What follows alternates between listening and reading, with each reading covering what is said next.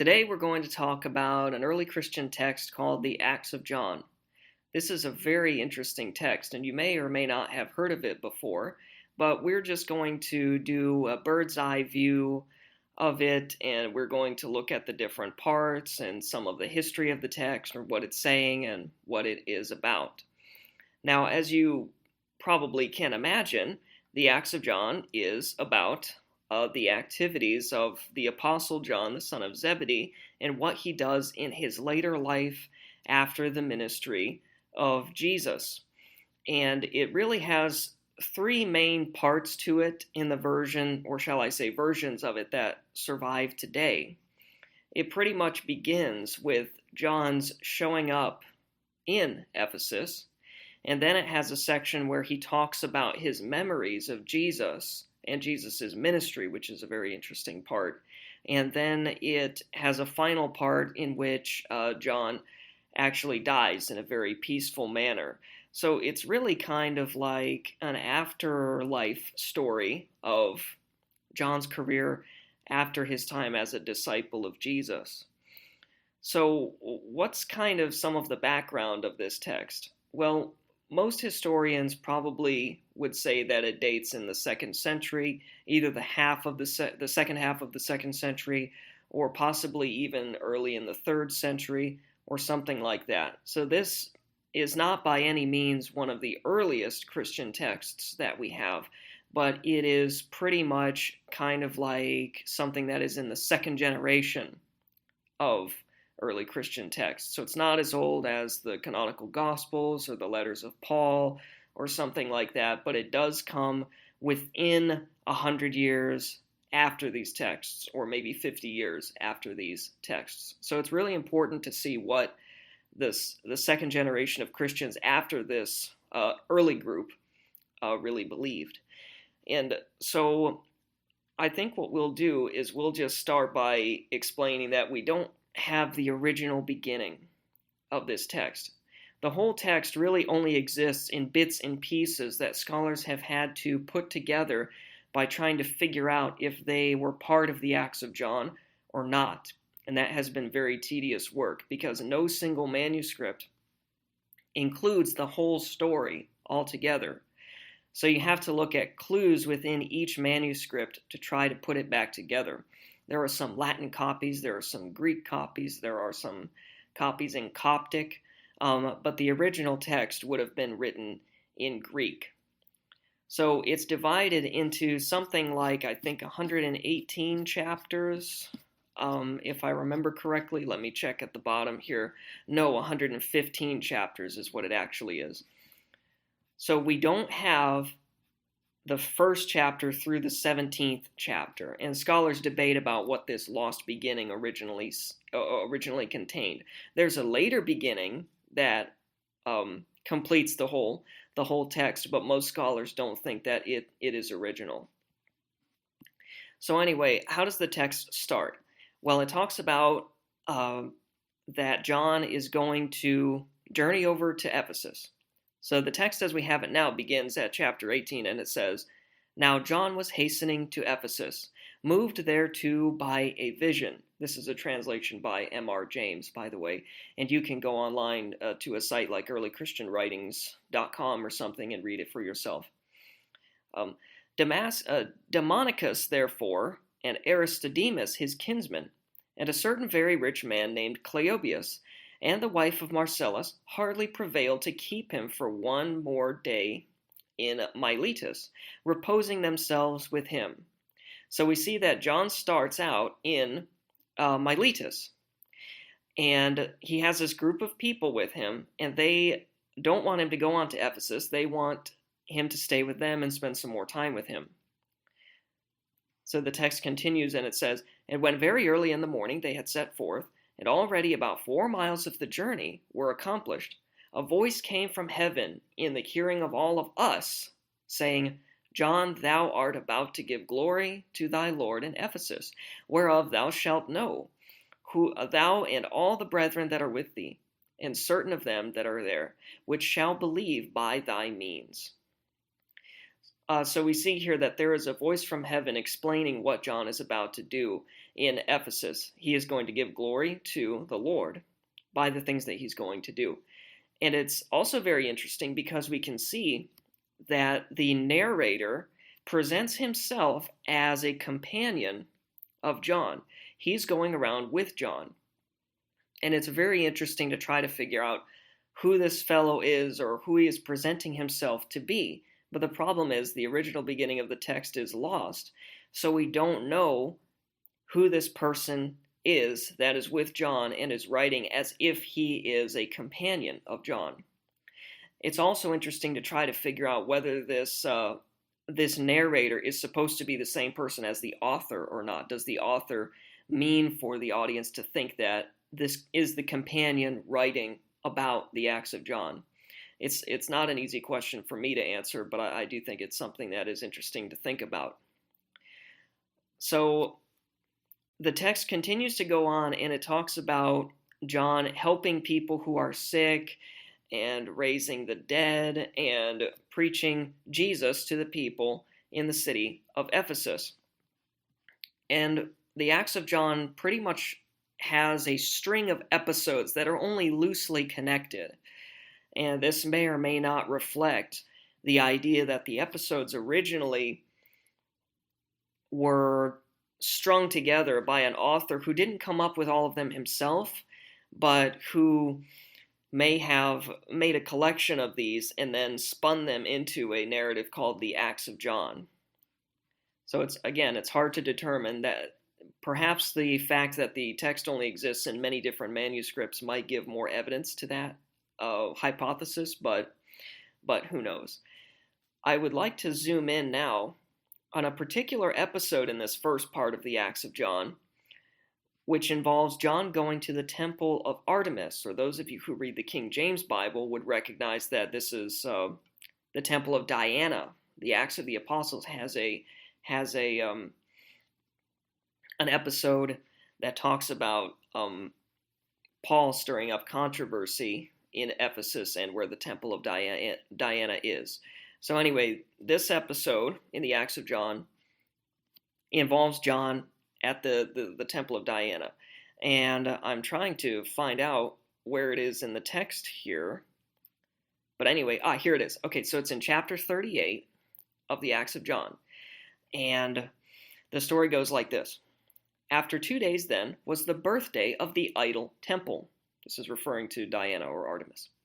John, therefore, when all were clad in white, alone put on black raiment, and went up into the temple. And they took him and essayed to kill him. But John said, Ye are mad to set upon me, a man that is the servant of the only God. And he gat up upon an high pedestal, and said unto them, and then he goes on to preach a sermon. So notice here that John is trying to make a, what would you say? He's making a nuisance of himself in a way by deliberately dressing in the opposite color of everybody else who's at the temple right now. So everyone else is wearing white for the birthday of the idol, and John is wearing black to stick out like a sore thumb, clearly to make everyone angry because he wants to get their attention and preach Christ to them. So anyway, John preaches this sermon to them, and he is telling them that the people are blind and they can't recover their sight, and that they should believe in the gospel as he is preaching. And he gives them this challenge. This is the classic battle between the two gods. So John says, Behold, I stand here. Ye all say that ye have a goddess, even Artemis. Pray then unto her that I alone may die. Or else I only, if ye are not able to do this, will call upon mine own God, and for your unbelief I will cause every one of you to die. So that's John's challenge. Oh, you pray to Artemis to kill me, and if that doesn't work, I'll pray to the Lord, and he'll kill all of you guys. And the response of the crowd is funny, because they've already witnessed John perform a bunch of miracles in the preceding episodes leading up to this. So they're very scared. So section 40 goes like this. But they who had before time made trial of him and had seen dead men raised up, cried out, "Slay us not so, we beseech thee, John. We know that thou canst do it." And John said to them, "If then ye desire not to die, let that which ye worship be confounded, and wherefore it is confounded, that ye also may depart from your ancient error." So anyway, John makes a prayer to God, trying to enact this challenge. And so section 42 says, "And as John spake these things, immediately the altar of Artemis was parted into many pieces, and all the things that were dedicated in the temple fell. And that which seemed good to him was rent asunder, and likewise of the images of the gods, more than 7." So all the stuff is breaking in the temple. "And the half of the temple fell down, so that the priest was slain at one blow by the falling of the beam. The multitude of the Ephesians therefore cried out, One is the God of John, one is the God that hath pity on us, for thou only art God. Now are we turned to thee, beholding thy marvelous works. Have mercy on us, O God, according to thy will, and save us from our great error." So the crowd, when they see that John means business and that his God is actually able to do things, whereas their goddess isn't able to do anything, repent and they turn towards John's God. And then John pretty much just says, "Oh, okay, everything's all right now." And John is very nice. He raises the priest up from the dead who got killed by the beam falling on him. And everything is just fine and dandy. It's really an entertaining story, a really funny story. But anyway, so that's pretty much the first part of the Acts of John. I'm going to skip over a bunch of these other episodes too. And then we're going to go to the second part of this text, which is John's preaching of the gospel, or some people call it the Gospel of the Acts of John. And this is a different genre, pretty much, from all of the other episodes in the Acts of John, because unlike just being little episodes where John performs miracles and converts people to Christ, this is framed as his memory of Jesus, or his recollection of Jesus' ministry. He's just performed a miracle. He's raised somebody from the dead. And this person that he raised from the dead had seen Jesus appear to her, but he looked like John. And that Jesus was changing his appearance. And the people in the tomb want to know why this is the case. Why is it that Jesus is appearing in different forms to the person that John has just raised from the dead? So now John says, well, I have to explain this to you now. So he starts at the beginning when James, his brother, and John are out in the boat on the sea. The text doesn't say which sea it is, but it's probably the Sea of Galilee. And they've never met Jesus before. They haven't seen him. And then suddenly Jesus comes to the shore and he says to them, "I have need of you. Come unto me." And this is in chapter 88 of the Acts of John. So John and James both hear Jesus. And then they say to each other, "Hey, this person out here is calling to us," but they see different people. So James sees a child calling to them, but John sees an older man calling to them, and they can't understand why they're seeing different people, but only one person is out there on the shore calling to them. So then John just talks about different situations in which they're following Jesus, and Jesus is doing weird things. He's not acting like a normal person. He doesn't blink, or he doesn't leave footprints, or his body feels soft and at some points and brittle in others. And John says that he's very perplexed. And then we get to section 90 of the Acts of John, in which John talks about the transfiguration of Jesus. And you know about the transfiguration already because you've probably read the synoptic gospels of Matthew, Mark, and Luke, where they describe that Jesus goes up onto a mountain with Peter, James, and John, and then Jesus' appearance changes before them, his clothes become white as snow, and Elijah and Moses appear on either side of him, and the three disciples are afraid. And then Peter says, "Oh, well, let's build 3 tabernacles, one for you, one for Elijah, and one for Moses." But then a divine voice from heaven rebukes them and says, "This is my beloved son. Hear him." So we know that story already. But the Acts of John has this story too, but it's very, very different. And in fact, I'll read section 90 to you so that you can see how different it is. And it goes like this. "And at another time he taketh with him me and James and Peter unto the mountain where he was wont to pray. And we saw in him a light such as it is not possible for a man that useth corruptible speech to describe what it was like. Again, in like manner, he bringeth us 3 up into the mountain, saying, Come ye with me. And we went again. And we saw him at a distance praying. I therefore, because he loved me, drew nigh unto him softly, as though he could not see me, and stood looking upon his hinder parts, and I saw that he was not in any wise clad with garments, but was seen of us naked, and not in any wise as a man, and that his feet were whiter than any snow, so that the earth there was lighted up by his feet, and that his head touched the heaven. So that I was afraid and cried out, and he, turning about, appeared as a man of small stature, and caught hold on my beard, and pulled it, and said to me, John, be not faithless, but believing, and not curious." So, if you've read John's Gospel, you know that Jesus says to Thomas, "Do not doubt, but believe." And in Greek, the phrases are exactly the same between the Acts of John and the Gospel of John, and that's very, very interesting. So the author of this Gospel of the Acts of John has taken the same saying that appears in John's Gospel and set it in a scene of the synoptic transfiguration narrative, and he has changed the story to make it about Jesus's polymorphic body that's changing and can appear differently at different times.